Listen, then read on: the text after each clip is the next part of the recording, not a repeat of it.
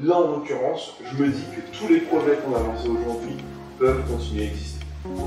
Que ce soit le ciné de Bilal qui va bien évidemment continuer. Pareil pour vous les filles, parce que votre podcast, en réalité, je pense que vous avez la capacité d'accueillir d'autres personnes.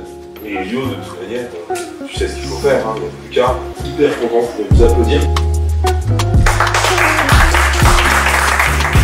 J'anime un atelier podcast, donc qui s'est fait en 2 séances. La première séance était consacrée à l'élaboration de 3 projets très différents. Un projet foot, un projet émission féministe et un projet cinéma. Et aujourd'hui, c'était la session enregistrement et production des podcasts, donc ils vont bientôt voir le jour. Je sais, parce que je t'ai vu tout à l'heure, que tu peux mettre plus de puissance. Toi, en termes de volume, ou en termes de ce que tu donnes, je veux que tu donnes beaucoup plus dans l'intro. Une relation sérieuse, ça doit aller quelque part.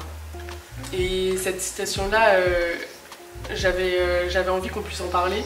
Mon travail, c'est de faire en sorte d'enrichir la maison d'idées de programmes et d'idées de talents qui peuvent rejoindre Radio France pour que Radio France ressemble à la société avec ces 7 antennes à laquelle elle parle tous les jours. J'ai passé une journée incroyable aujourd'hui à écouter ce que vous disiez sur des thématiques du cinéma, des femmes, le sport, le basket. J'ai appris énormément de choses parce qu'on s'enrichit quand on va à la découverte des autres. C'était les grandes années McDo, il y avait des séries américaines tous les soirs à la télévision et il y avait du basketball, il y avait Georges.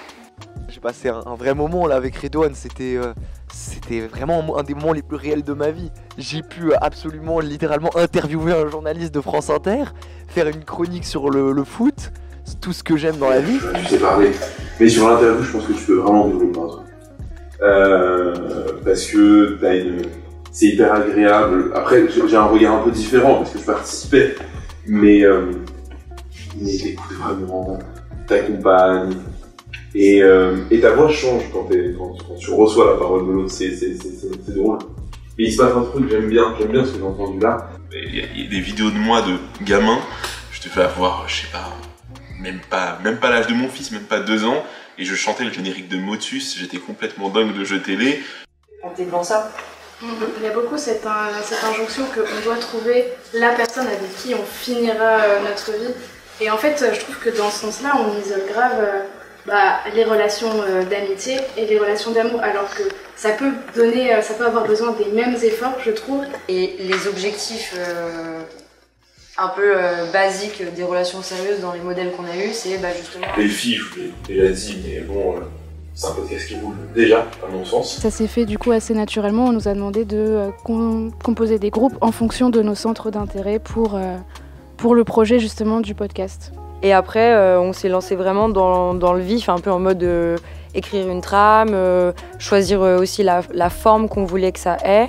J'ai adoré ce moment d'accompagnement sur le podcast parce que déjà les projets étaient cool, tous les projets me donnent envie de continuer l'écoute, de les écouter encore et encore au fil des épisodes. Et puis ensuite, il y avait, je trouve, dans les groupes qu'on a accompagnés avec Speaker, beaucoup de volonté, beaucoup d'envie.